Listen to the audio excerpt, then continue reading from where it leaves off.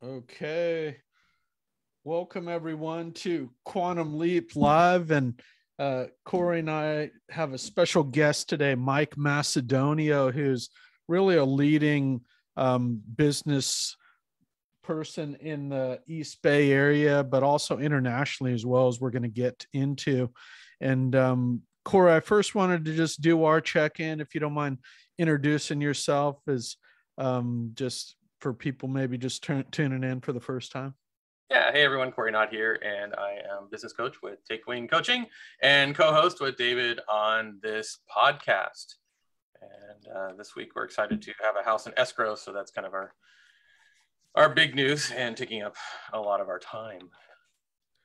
Great, yeah, and my check-in is that I've number of other projects going that we're actually going to be taking our summer break a little earlier this year. So later this month will be our last podcast, but I do have a new podcast I'll be launching in the fall. So I'm excited to kind of work on this content. I've been developing that Lift curated content. So we're going to really take this extra time over the summer where we're off air to showcase Lift and the great content and some innovative ways for the Rising Star program. And with that, let's get to Mike Macedonio, who is coming to us from Sonoma County in Northern California here. He has a beautiful estate out there with an amazing view for entertaining, and actually has a street that is named after his company up there, which is amazing. And I just wanted to give a brief testimonial from Mike. And I know Corey's known Mike for even longer than I have. And Mike is the executive director of BNI in the SF Bay region with his partner, Don Lyons, who everyone knows in the small business community around here. And he also started a franchise called Ascentive, which is worldwide. And it's an amazing company that has this kind of brain trust of knowledge for referral marketing. So he's really one of the foremost referral marketing experts, and we're close author of several books and seminars, and works closely with Ivan Meisner, who's the visionary officer for BNI. And with that, Corey, if you don't mind telling us how you know Mike before we get to the interview, and we're going to let Mike introduce himself. And I probably didn't even do it justice, all the stuff that he has a hand in. Yeah, I've known Mike since he moved to the Bay Area, and met Don Lyons, and I was a director shortly after that. So kind of part of that team that helped support them in the BNI region. And Mike has been just an amazing influence on, of course, BNI in the region, BNI around the world, and also in my life as a friend and mentor, and part of the Ascentive company for a while, and among many other things. And he is just a great person to go to for information about business, advice about business, anything you want to know. He has a great take on it. Yeah, no, definitely. And I'll say one last thing before I get to Mike, that I think he really has this deep understanding of business about what your kind of issue is. So he comes at business from business coach, but also successful business owner. So I feel like this really broad perspective that he brings to business is very rare out there. And if you don't mind, Mike, just telling us a bit about you and how you acquired some of this business knowledge and all the things that you do as part of your very rich story. Well, really, David, it's being around people like you, David and Corey, and what eventually became thousands of business owners, and watching them operate. I did go to school for business. I did work in the business world for a couple of decades in the restaurant business.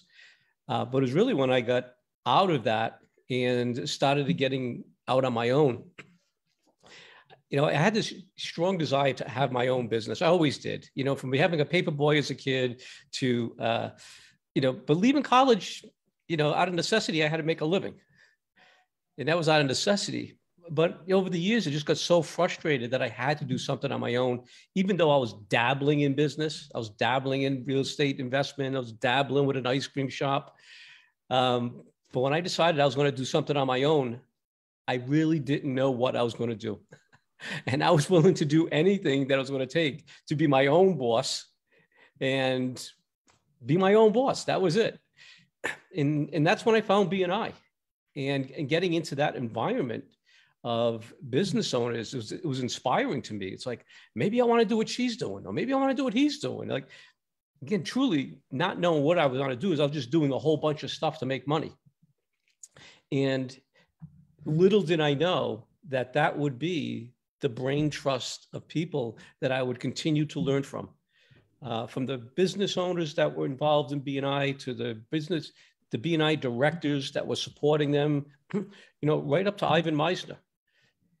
And that's really, I want to say that's where I went to school on the world of business. Yeah, and I'm already going a little off script here, but a term we use on this show is called purpose-driven entrepreneur. And I think that's what I really admire about you too, is that you're not only successful at business, but you're doing it with these strong core values of helping others, and a lot of the values from BNI. If you don't mind saying, would you agree that you're a purpose-driven entrepreneur, or would you like to call it something else? And if you don't mind just commenting on that. I think that's a phenomenal term, by the way, and everyone's purpose is going to be different, but I think that's very accurate of successful entrepreneurs, is that they have a purpose. If I was to drill down mine, and what's very interesting is Ivan Meisner, in Ascentive, is and has been from the very beginning my business partner. In BNI, of course, he's the founder of that amazing organization, which I'm also part of. But having him as a business partner, we had to make sure we had common values. And both of our values may be a little different, but very similar. They really support the hardworking small business owner. The business owner that's willing to roll up his sleeves and do the hard work and make a success out of it. It's almost a do whatever it takes type of mentality. And for me, that was developed very early on. I never connected the dots, but it was developed very early on that was my audience, because for the most part, and probably still today, I go through life for having something to prove. When I was younger, my mom used to tell me I could be anything I wanted to be. I could be an astronaut. I could be, the president. And then she reminded me at everything I did that you could have done a little better. You could have done a little better. And whether it was academically or in sports. And even when I was the first one in my family to go to college, I went to school to be a dentist. And I just thought I wanted to be a dentist. As a matter of fact, talking about having something to prove, my guidance counselor informed me that it's good to shoot high and see where you end up, because you want to be a dentist. That was encouraging. Long story short, as I was getting, when I was studying dentistry, I was knowing that I really didn't have the passion for that, although I had the aptitude with math and science. What I really wanted to do was business. And so I switched over to business school. But most of my adult life, my mom was always reminding me, you could have been a dentist. And let's face it, when you're starting out, there's a lot of ups and downs. And that not feeling like I have something to prove, not being good enough, has always made me strive to do things that are maybe unreasonable, okay, and push maybe beyond what would typically be called my abilities. And that's what I see in entrepreneurs. I see them, proving themselves and driving themselves in their business. And, if I was to say there's a purpose, that's it. Helping that small business owners that's willing to do whatever it takes to be successful. Yeah. And I know in Ascentive language, you call that a emotionally charged connection, which is part of your purpose. And I know this is some trademark material, but I think I've never seen anything quite that puts their kind of finger right on the purpose. If you don't mind explaining that concept and how that fits in with your purpose. Yeah, I think the emotionally charged connection, where you understand what has formed you, okay, to create your why. It's kind of the why behind the why. For me, it was having a parent that was always encouraging me or letting me know that I could do better. It was having a father that had a conversation with me when I was 13 years old about quitting and challenged if I wanted to go through life quitting everything I started. All right. That has such an amazing impact on my life. I am not capable of quitting. I am not capable. Whether I'm in physical pain, whether it's enduring business challenges, I am not capable of quitting because of what my dad instilled.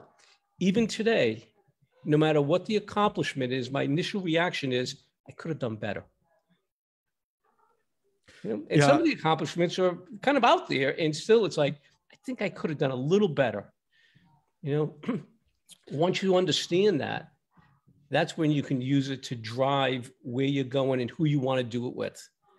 I'm sorry for anyone that's got corporate jobs out there, but that doesn't inspire me. You know, very successful CEOs and C-level and people are doing amazing work, but it doesn't excite me. They're not the type of people I'm looking forward to wanting to serve. But you take me a small business owner that's ready to go bootstraps and do whatever it takes and take on all the burdens of owning your own business, man, I'm excited.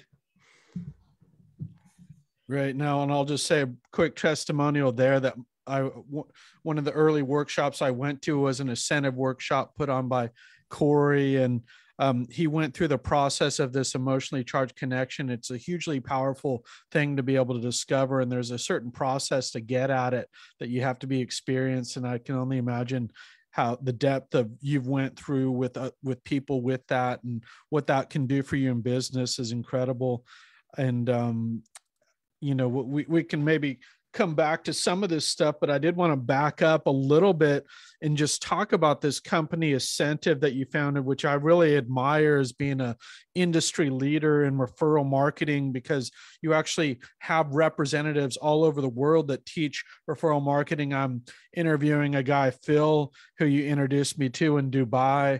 And next week, I'm not sure if Corey's going to join us there, but you have, you know, him carrying the message over in Dubai and helping raise this community of entrepreneurs in Dubai, where you actually get deported if you're not successful in your business.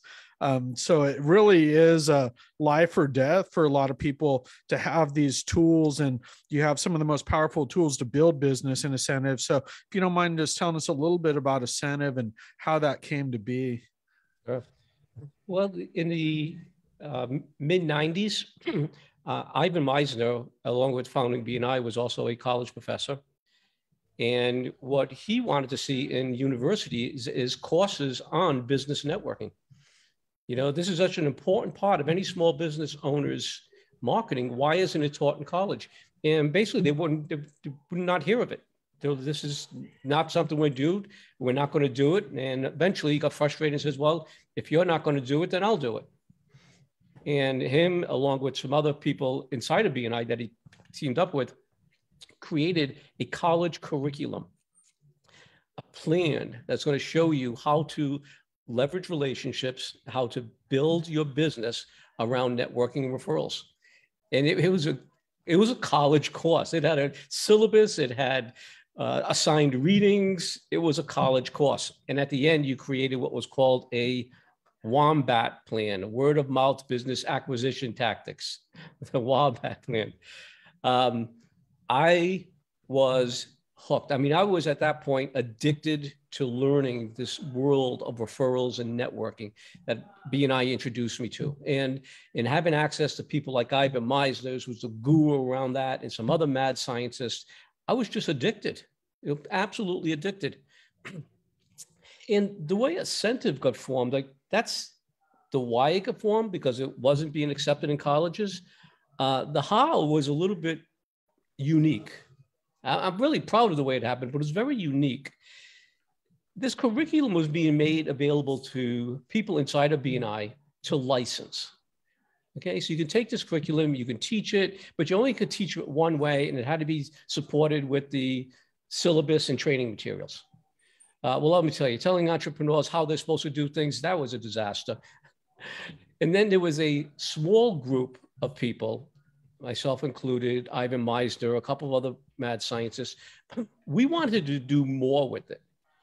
And this was a conversation, again, I wasn't a partner of this. I just was somebody that was committed to learning and teaching this material.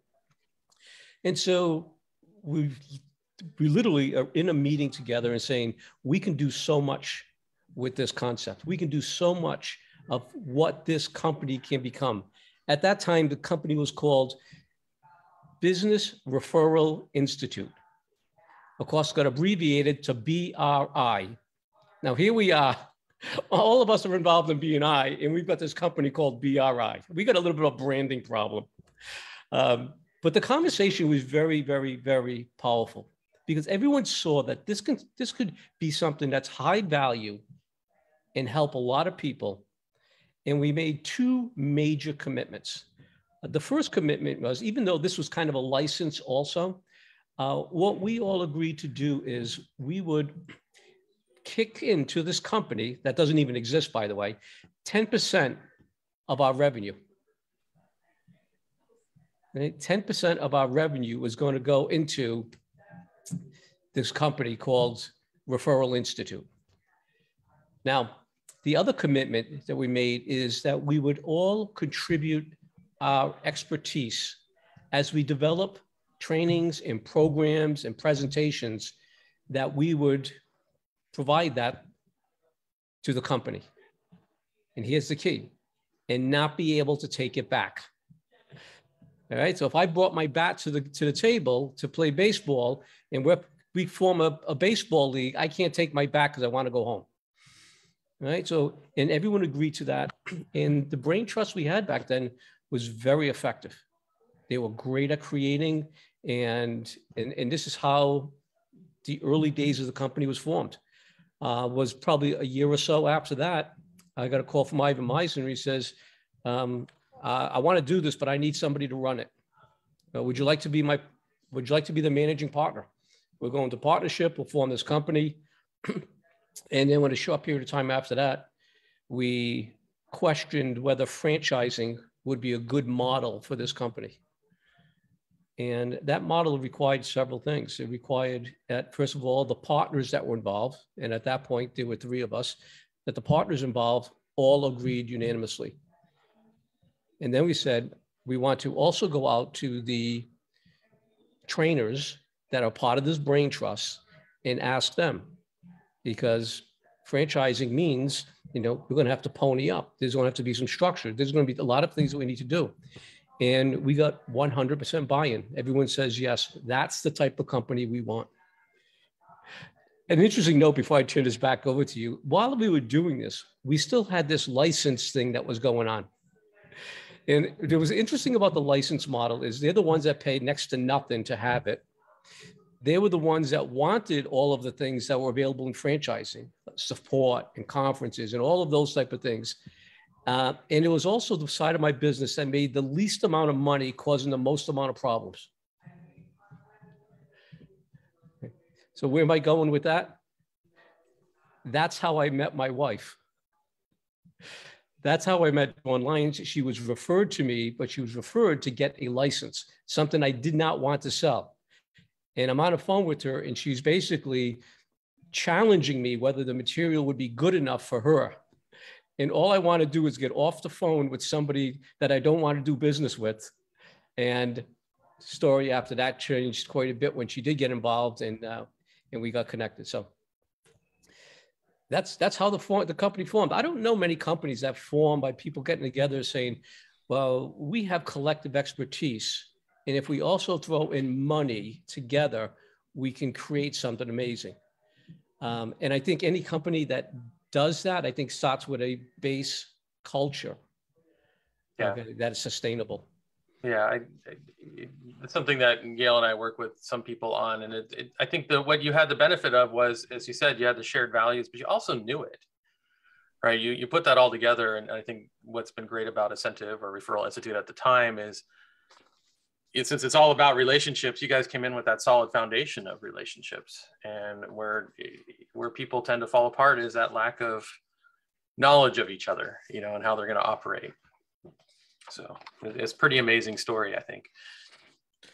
Yeah, no, we might have to explore this more. I see that licensing part is so critical. And I know, for example, what Gail and Corey have created with Lyft is there's a kind of a brain trust of content there. And I know a lot of that kind of came from his experience with Ascentive and BNI as well. But this content is so hugely valuable and timeless that how do you kind of make a business off of that and then license others? I can see how that's the most powerful thing, but also tricky.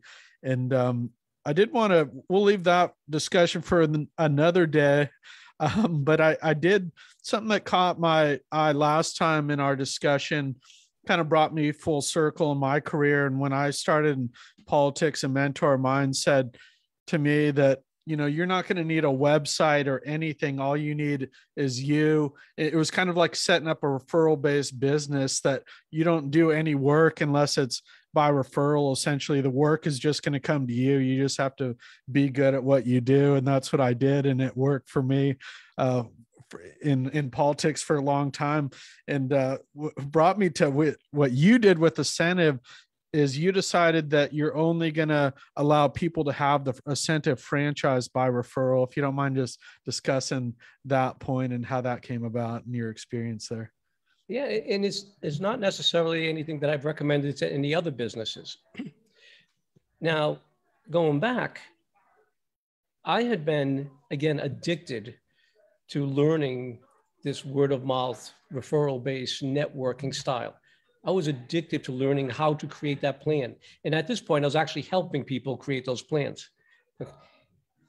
When we decided we were going to expand Referral Institute, which is now Ascentive, that's the only plan I had.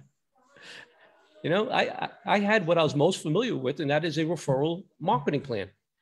All right? Now, for the audience, I want you to understand a referral marketing plan is as complex and comprehensive as any marketing plan. You want inside that plan to have a vision, to know what your mission is, to have a very specific target market, to know what marketing channels you're going to use, strategic alliances, referral partnerships, different networks. Okay? And you want to make sure that your branding supports this whole plan. So anyways, we put that all together. It's like, well, that's what we stand for. That's what I know. Why don't we do it that way? And I get a lot of people come back and they're shocked at the way I did things in so many ways of not marketing the company and not marketing the company. But I think what they really need to understand is, well, were the ways we were marketing the company, and were we doing it relentlessly? You know, what were the ways we were marketing our company? For example, in a referral marketing plan, we talk about PR. You know, well, the book was all about PR. You know, getting on the bestseller list, get you on the stage, get you in interviews. You know, this was all about PR. We understood the value of giving value, putting on workshops, okay, doing keynote presentations. Okay? My marketing budget was mostly spent on cheap flights and cheap hotels. You know, I was going anywhere that I knew this would be an audience that could help me expand the business. You want to go to Malaysia? Sure. You know, you want to go to, St. Louis? You'd be happy to. And particularly in the early days, didn't get paid for this stuff. You know, it was my dime, but I knew, and I was pretty consistent at knowing every time I had an event, every time I got on stage, I was getting connected with people, or they were going to refer me people. The other one, of course, is a strategic alliance. Strategic alliance with BNI was huge. Okay, it was in our plan and in our goals of what we were going to do for BNI in reciprocation of what they were doing for us. Okay? I would sponsor every one of their conferences. You know, I would make sure that they were showing up anywhere we were publishing, whether it was online or offline. Right? And fortunately, it was marketed relentlessly enough that we always had a full pipeline. We always had people in the pipeline that were looking to go forward with the franchise. I said this back then, and I believe it even more today. If I wasn't doing it by referrals, I don't think I could have handled it. I don't think I could have handled it because the referral process gave me quality people, qualified quality people, okay, that I could show and talk about what we do. And I show is a big part of that. They had to come and experience the type of work we're doing. And then we had to expand on that relationship. If you think about traditional lead generation, if I was going to trade shows, if I had a broker, brokering these, I'd have to start from square one with no trust. With people that I don't know, people that don't know me. And that would have taken way too much of my time that I didn't have because, like most small business owners, it sounds really big that you're growing this international company. It's a small business. You're wearing all the hats. By the way, I had a big organization chart and my name was in all of them. Right? The referral process, again, kept that streamlined so that I was having plenty of conversations, but they were with quality people and qualified people. Yeah. And for me, this is a little bit of a marketing thing too, and attracting people to BNI, that I love to tell them that they don't need any other marketing except for referral marketing. And maybe the other marketing would benefit you if you write a New York Times bestseller. Of course, that's going to help you. But I think in terms of this overwhelm at the beginning, that if you just get started with that, then you find out that this is really kind of foundational stuff. And then the other stuff can kind of come later and be built around that referral market. I agree. And I want to add to that.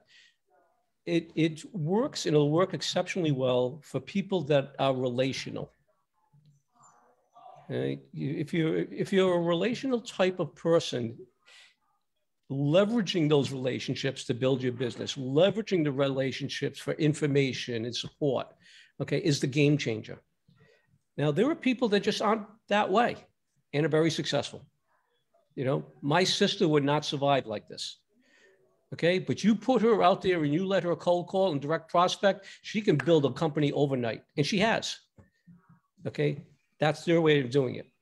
I would also say many things that we do, I do in marketing my business complements the referral and word of mouth marketing. I don't believe today that the public would consider you or me legitimate without a website.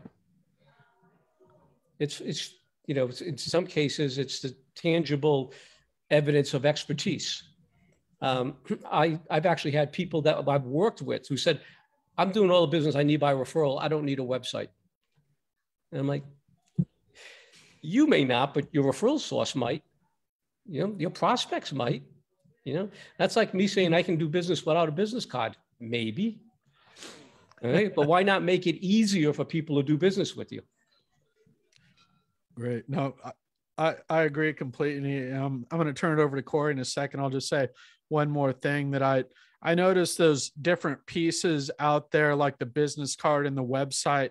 You do need that for your referral network to kind of, so they can, maybe if they want to refer you, it helps if they can maybe show the website, because in today's digital age, if you don't have something digital, you don't exist pretty much. And so very well put. And Corey, I'm going to turn it over to you for any comments and for some more questions for Mike. Sure. Yeah, I agree on the website thing. And I hired somebody to help me do some reputation work and so on. And what I realized is not only sometimes you need a website for your business, but you also need a website for yourself. Right? If you're doing speaking or if you're presenting yourself as one type of thing, you might need a few different websites, one for each business. And because it's just nothing worse than when you go to a website and they pack everything in there and then you're just like lost trying to find it. And like, what does this person actually do? And maybe not be a good referral. So I do recommend that. Mike, you talk a lot about BNI. So what would you say is a great way why would somebody want to come to BNI, see it as a way to get their business to the next level? Well, I think a lot of it has to do with what we've been talking about. As a small business owner, we all have limited resources. That's time and money, and particularly when we're all strapped with is time. And when you start collaborating with others, all of a sudden, things can expand around you, beyond what you're ever going to be capable of doing yourself. And some of that is because they can make connections for you, make referrals. Some of that is because they can bring in expertise into your company, into your business. And some of it is just having support from people that have a similar wavelength. Business owners and entrepreneurs have a completely different language than people that are employed. It's just different. It's just different. And business owners can communicate best with other business owners. So why BNI? Well, the benefits of BNI is you're going to be in the mix of other businesses that can collaborate with you. Okay. Secondly, is it's got a very specific purpose. And the main purpose, although there are other benefits, is we're going to help each other grow our business. And we're going to do this by referral. And then one of the things that makes BNI work is consistency. One-off relationship building is never going to develop a successful stream of referrals. But that consistently of meeting with people and being accountable to everybody every week. Every week, we're going to be accountable to one another. I still credit BNI. As many things have come my way in business, BNI has been the consistent. It has been easily the thing that transformed me from thinking I had to do everything on my own, self-sufficient, independent. And let me tell you, I was doing everything on my own, to seeing this world of collaboration. One of the values they use in BNI is givers gain. And I thought it was a cool tagline when I heard it, but to me, it was a tagline. I didn't understand. No, it actually can become a culture where you're thinking about other people and they're thinking about you as much as you're thinking about yourself. So that's the environment of BNI. I think if you've got a small business, it's worth checking out. Is it for everyone? No. But if you've got a small business, it's worth checking out. Get to a meeting, meet the people that are involved. Yeah. I was, of course, I've been doing it for 20 years and I don't see myself leaving it. And sometimes there are times where I'm kind of hit that complacency level and things are happening and I don't feel like it's working as much for me. And I'm thinking, okay, what am I going to do? And usually it's if I, work a little harder at it, then the benefits come back pretty quick. But I do ask people when they're leaving, they say, hey, I'm going to leave BNI and so on. And I'm just like, okay, so what else are you going to do? There's other marketing channels, but they tend to be fairly expensive. And even I have found that BNI turns my other networking into, it just makes it better because I'm speaking the language around referrals. I'm actually approaching people and saying, I'd like to have this relationship. And I'm kind of using that BNI language and that culture and bringing it to non-BNI relationships. It doesn't always work, but it works much better than haphazard relationship building for sure. Corey, I remember you telling me years ago that one of the things BNI did for you is it kind of forced you to get out of your cocoon and get out there with other people. Yeah. And I just recently ran into a colleague of ours, and she told me, she goes, well, now that I don't have to be around people, I kind of like it. I don't have to be around people. And I thought about that for a second and said, no, you need to. And this isn't a extrovert introvert conversation. Because we've all been restricted on being around people for the past 2 years, to me, it is so evident that we need people. I'm naturally an introvert. Doesn't matter. I still need people. And it sometimes, if it causes you to force to be there, right? Like I might not have signed up to go to that event, but because I have to go to that event, I'm better for it. Right. Yeah. And people, naturally, I think we inspire each other, and I don't know that we can get that on our own. And I don't know, there's other ways you can get it, but it's not nearly as easy. And it's so much more fun being around other people doing that. And I have been to a couple of live meetings lately and really enjoyed kind of being back among people. And at the same time, I love, coming home and being in my cocoon for a few hours as well. And that being said, so we were talking a bit about, well, you came and presented at our chapter a few weeks ago, and you talked a little bit about attracting clients that we really want, which I think is somewhat BNI related because we can shape our business that way. But could you explain that concept and why it's important? Yeah, the conversation was marketing for the ideal clients, the clients that love you, you love them, they respect your expertise. You just want to work with these people all the time, as opposed to the Peters, the pain in the anatomy type of people who are always complaining. It's the phone, when it rings, you're like, oh, let it go to voicemail. And it is possible to set up so that your marketing exclusively goes for ideal. But part of that also has to be that you've got enough activity in it so that you can say, no, I'm not taking this type of business on. No, not right now. Right. What happens when we have to take everything that comes to us and we get those Peters, it becomes extremely expensive. It becomes extremely expensive to service them. As a matter of fact, not only monetarily, sometimes we're losing money, but emotionally, it is absolutely draining. Where you talk with your source of inspiration, well, as inspiration comes from working with those ideal clients. You're excited to do the work with them. You're excited to be around them. Right? Here's the last thing I want to say about that.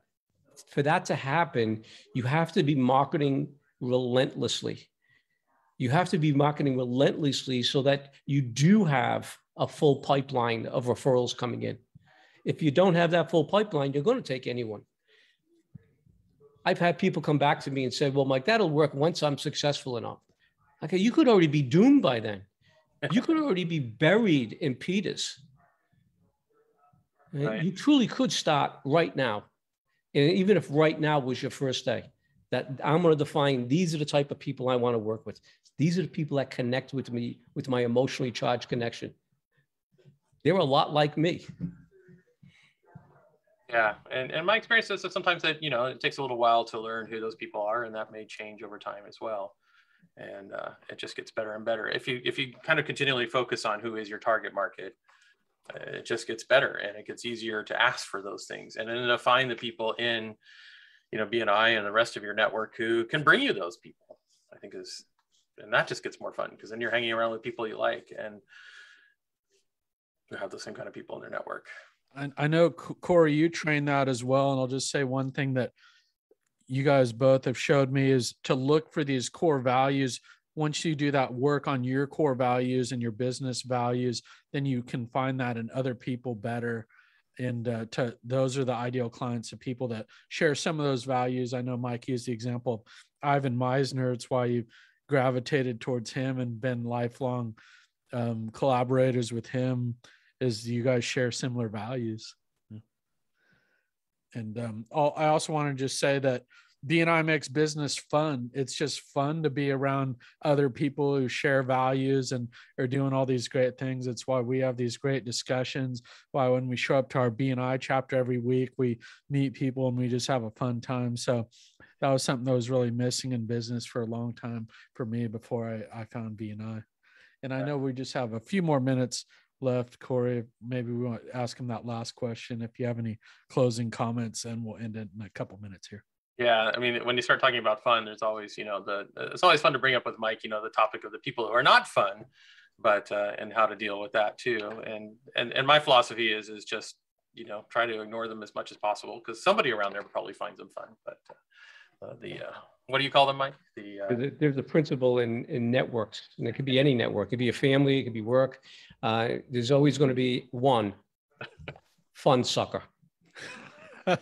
And they will want to suck the fun out of whatever you're doing, whatever you're trying to accomplish, whatever you're trying to do. Yeah, but we've done that before, and that's the fun sucker. And think about the next event you're going to.